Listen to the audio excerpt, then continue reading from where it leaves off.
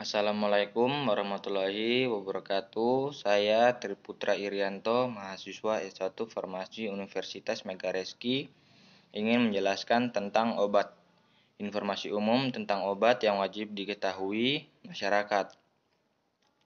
Obat adalah bahan atau paduan bahan-bahan yang siap digunakan untuk mempengaruhi atau menyelidiki sistem fisiologi atau keadaan patologi. Dalam rangka penetapan diagnosis, pencegahan, penyembuhan, pemulihan, peningkatan kesehatan, dan kontrasepsi. Undang-Undang Kesehatan Nomor 23 Tahun 1992. Obat jadi adalah obat yang sudah dalam bentuk siap pakai. Dibedakan antara obat genetik, obat generik, dan obat merek dagang. Obat generik adalah obat jadi terdaftar yang menggunakan nama generik, yaitu nama obat internasional atau nama lazim yang sering dipakai. Yang pertama ada penggolongan obat. Penulisan obat generik menunjukkan 1. Nama generik lebih informatif daripada nama dagang. Yang kedua, memberi kemudahan pemilihan produk.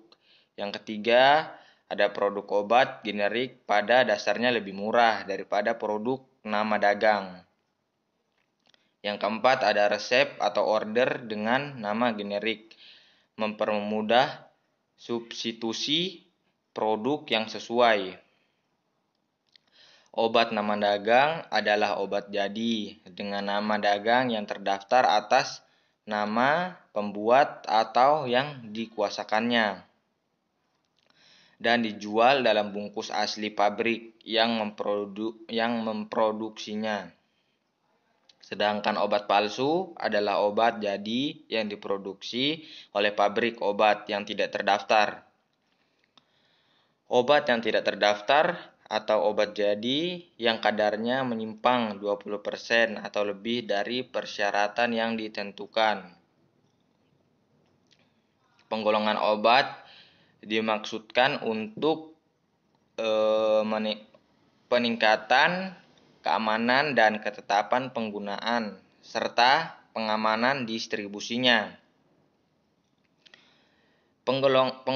Penggolongan obat menurut Permenkes Nomor 917 Tahun 1993 adalah: yang pertama ada obat bebas. Obat bebas adalah obat yang dijual bebas di pasaran dan dapat dibeli tanpa resep dokter. Tanda khusus pada kemasan dan etiket obat bebas adalah lingkaran hijau dengan garis tepi berwarna hitam. Contoh, paracetamol. Yang kedua ada obat bebas terbatas. Obat bebas terbatas adalah obat yang sebenarnya termasuk obat keras tetapi masih dapat dijual atau dibeli bebas tanpa resep dokter dan disertai dengan tanda peringatan. Tanda khusus pada kemasan dan etiket obat bebas terbatas adalah lingkaran biru dengan garis tepi berwarna hitam. Contohnya ada obat CTM. Yang ketiga ada obat keras dan psikotropika. Obat keras adalah obat yang hanya dapat dibeli di apotek dengan resep dokter. Tanda khusus pada kemasan dan etiket adalah huruf K dalam lingkaran merah dengan garis tepi berwarna hitam. Contoh saja asam mefenamat.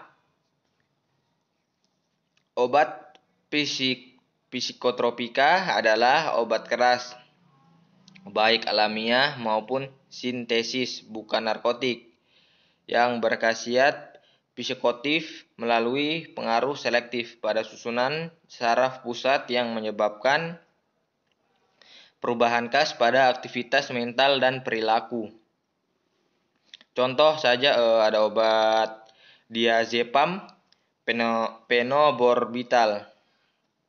Yang keempat ada obat narkotika.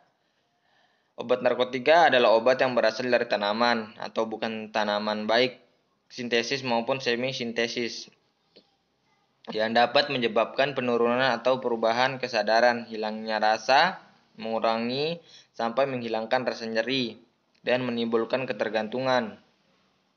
Contoh saja, merek obatnya adalah morfin atau petidin. Yang kedua, ada informasi pada kemasan, etiket, dan brosur. Sebelum menggunakan obat, bacalah sifat dan cara pemakaiannya pada etiket, brosur atau kemasan obat agar penggunaannya tepat dan aman. Pada setiap brosur atau kemasan obat selalu dicantumkan yang pertama ada nama obat, komposisi, terus ada indikasi, informasi cara kerja obat, aturan pakai, peringatan khusus untuk obat bebas terbatas, perhatian, nama produsen, nama batch atau lot, sama nomor registrasi.